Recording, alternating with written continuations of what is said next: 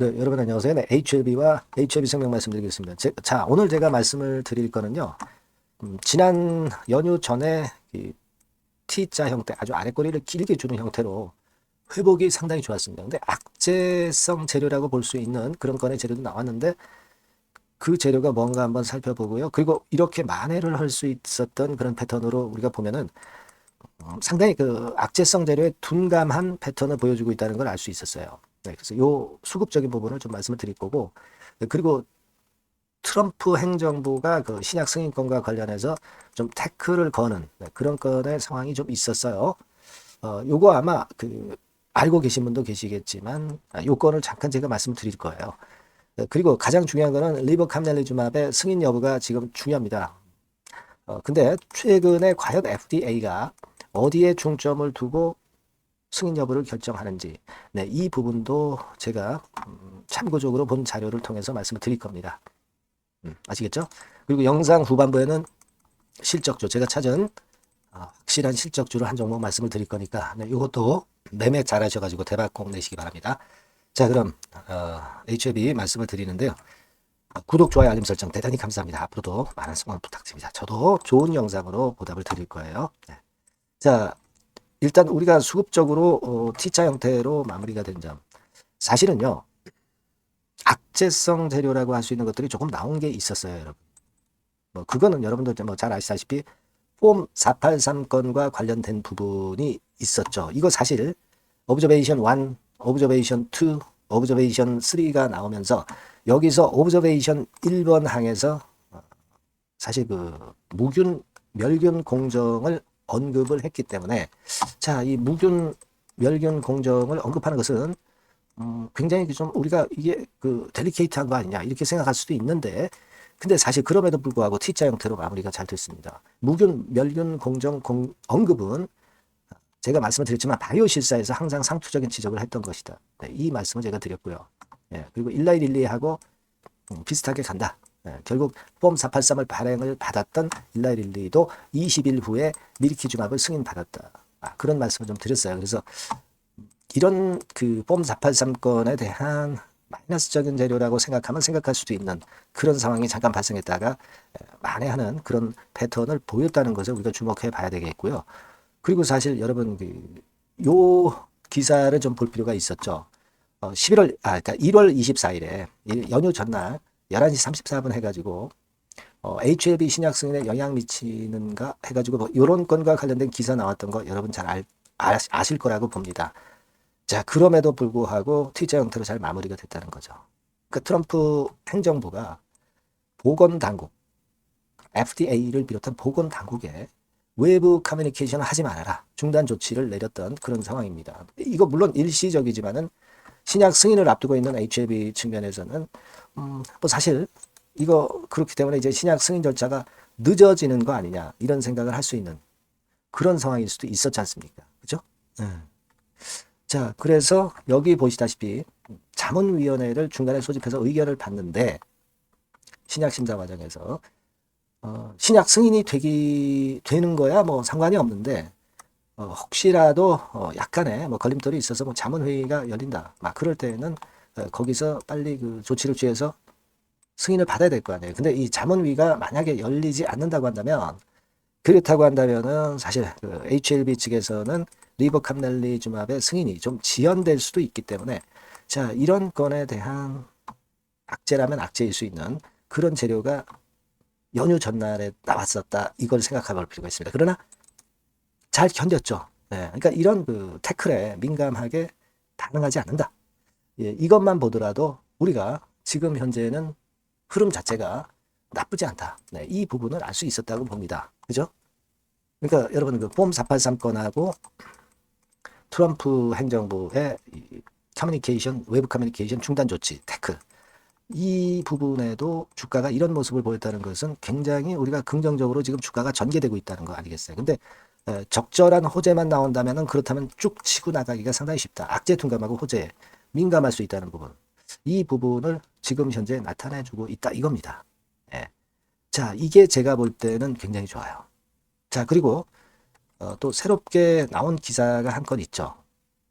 물론 이런 그 자료들은 제가 여러분들한테 텔레그램 방을 운영을 하고 있는데 여러분들이 입장이라고 문자 주시면은 제가 그 텔레그램 방으로 초대해서 보다 더 자세하게 말씀을 드리겠습니다만은 꼭 문자를 좀 주시고요.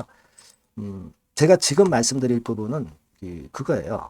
여러분들 FDA가 과연 리보캄넬리주맙을 승인을 하는데 어떤 것을 기준으로 삼을 것이냐, 이 부분이 굉장히 중요하잖아요. 그죠? 네. 그거를 우리가 좀 알아야 됩니다. 그래서 그 건과 관련해서 제가 조사를 해본 바에 의하면 이를테면 이런 건에 대한 캡처본을 제가 말씀을 드릴 수 있어요. 네, 이건 뭐 제가 직접 작성한 건 아니고요. 네, 좀 인용을 한 겁니다만은, 자, FDA에서 가장 승인에 있어서 중점적으로 보는 게 데이터 무결성입니다. 네. 그러니까 이 문구를 한번 보시면 그 무결성이라는 것이 데이터의 정확성, 무결성을 적절하게 보장하지 않습니다. 이 글을 이제 해석하면 이렇게 되는데, 자, 여기 보신 바와 같이 무결성과 관련된 주요 문제들은 이와 같은 문제가 있을 때 요걸 이제 무결성이 일단 결여가 됐다. 네, 이렇게 얘기를 합니다. 그죠? 네, 그렇게 얘기를 하는 거고, 네, 가장 중요하게 여기는 부분이 이 데이터 무결성이에요. 근데 이 데이터 무결성은 상당히 해결하는데 어려움이 있기 때문에 승인을 받기가 어렵습니다. 승인을 받기가 어려워요. 자, 근데 이번에 아까 제가 말씀을 드렸던 이 오브저베이션 1이나 오브저베이션 2나 오브저베이션 3, 특히 그 오브저베이션 1이 문제가 될 수도 있지만 이 무결성에 대해서 태클을 거는 그런 건에 대한 오브저베이션 1은 아니었습니다. 그러니까 승인을 받는데 상당히 유리할 가능성이 존재한다는 것을 간접적으로 나타낸 부분이 아니냐. 이걸 생각할 필요가 있습니다. 그죠? 네, 폼 483 보고서에는 무결성과 관련돼서 지적이 하나도 없다는 얘기죠. 그럼 이 부분은 결국 리버는 통과가 된 거니까 이제 항서 캄넬리주맙, 이 항서 제약이 데이터 무결성 문제를 예방하기 위해서 적절한 관리를 잘 했다. 네, 이 부분을 나타낸 게 아니냐. 네, 이런 생각을 가질 수 있다고 봐요. 그러니까 그런 측면으로 우리가 생각을 한다면은 제가 볼 때는 이 FDA가 최근에 중요하게 여기고 있는 이 무결성의 지적을 받지 않은 그런 부분이라고 한다면 우리가 지난 연휴 전날 이런 모습을 보인 것이 이해가 가는 부분이고 승인을 받을 가능성이 상당히 많지 않겠는가. 네, 그렇게 볼 수 있다. 네, 그렇게 생각이 좀 들어요. 자, 그리고 엘레바 쪽에 기사가 하나 나온 것이 있죠. 네, 1월 27일 기사로 나왔습니다만은 결국 이걸 한글로 번역을 해보면 무슨 얘기냐면 결론적으로 간암 1차 치료제 리보캄넬리주맙을 준비를 하고 있다는 거예요. 그죠? 네. 구성도 하고 과학자분이 구성도 하고 구성원을 발표를 했다는 것은 결국 상업화하는데 홍보를 하기 시작했다는 얘기예요. 1차 치료제를 승인받을 것을 전제로 벌써 준비를 하고 있다 이겁니다. 그래서 이 건의 기사도 나쁘지 않았던 그런 기사로 보여지고요. 그래서 저는 오늘 말씀을 강조드리고 싶은 게 뭐냐면 최근의 추세에 FDA의 승인 결정을 내리는 최근의 추세에 부응하고 있다. HLB, 리보캄넬리주맙이 이렇게 생각이 되고, 그리고 폼 483 건에 대한 자료가 유출이 됐지만 그렇다 하더라도 주가는 굉장히 강했다. 회복을 빠르게 했다. 그리고 폼 483에서는 결정적인 어떤 중대한 지적사항이 없었다. 이렇게 보기 때문에 이제 2월 달에 우리가 2월 초반에 또는 2월 중반에 EIR 보고서가 나오면서 VAI를 받을 가능성이 상당히 높아지고 있다. 이렇게 봐야 하는 게 아니냐. 그런 판단이 든다는 겁니다. 그렇죠? 그래서 일단 주가 자체가 벌써 말을 해주고 있는 것이다. 악재에 둔감한 이런 패턴은. 그래서 기대를 좀 하게 하는 그런 모습이다라고 생각이 듭니다. 그래서 이제 오늘 이후로도 HLB와 관련해서 이제 상당히 재료들이 좀 많이 쏟아질 가능성이 높습니다. 승인을 앞두고 있기 때문에. 그래서 이와 관련된 신속한 소식이나 그 매매에 필요한 그런 모든 것은 제가 여러분들께 신속하게 자료를 제공을 하겠습니다. HLB라고 문자를 주신 분에게는 제가 최선을 다해서 이와 같은 건에 대한 정보를 드릴 거고 사인도 드릴 거고요. 아까 말씀을 드린 텔레그램 방에 오셔서 보다 자세하고 확실한 업데이트를 또 받으시는 것도 굉장히 중요합니다. 텔레그램 방으로 오실 분은 입장이라고 문자 주시고 HLB라고 문자 주셔도 좋습니다. 제가 최선을 다해서 여러분들을 같이 베스트 매매를 할 수 있도록 도와드릴 겁니다. 네, 그렇게 말씀드릴게요. 자, 그리고 제가 실적주 말씀을 드린다고 그랬어요. 네, 요거 말씀드릴 테니까 말씀 잘 듣고 꼭 대박 내시기 바랍니다. 네, 실적주입니다. 이번에 기대가 크게 되는 실적주에 대해서 소개를 드리려고 해요. 자, 주가는 6,000원에서 한 12,000원 사이입니다. 여러분들이 공략하기 좋은 가격대죠. 섹터는 이제 너무 소형주도 아니고요. 너무 대형주도 아닌 중형주라고 보시면 됩니다. 그리고 시총은 3천억에서 7천억 정도 수준입니다. 네, 그런 종목이에요. 목표 가격은 100% 더블 가격을 목표로 하고 있고요. 투자 기간은 1 내지 2개월입니다. 자, 이 종목의 주봉 주가 차트를 먼저 한번 보실까요? 네.